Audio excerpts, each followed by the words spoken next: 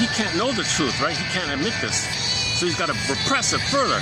The way to repress it further, when you repress it further, something happens in the brain where pain and pleasure become fused and blurred up, called psychomasochism. Enter the song by Pat Benatar, Love and Pain are the Same in the Eyes of an Abused Child. So if something happens in the brain, or if there's too much pain, okay, when he buries the pain too much, something happens in the brain to click it, where in the brain they said pain and pleasure are very close to each other. When there's too much pain, it floods over and the pleasure kicks in.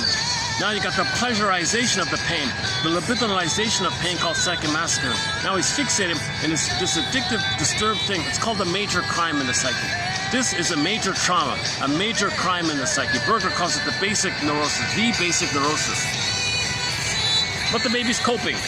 The baby's coping. He's trying to find a way to not realize all this pain, to bury the pain. He can't process this kind of pain. He's got to bury it. It's very hurtful to do this. So enter the next defense mechanism. What does he do now?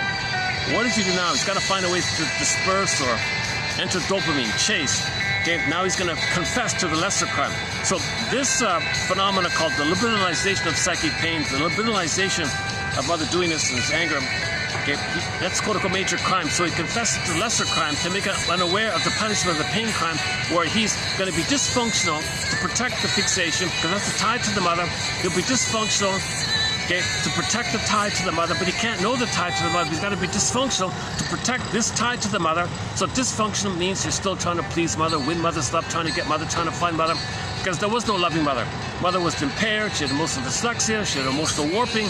Baby thought he needed a loving mother, so he'll be dysfunctional because he thought mother said, baby,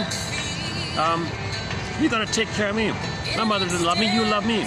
Baby becomes dysfunctional, he sacrificed himself.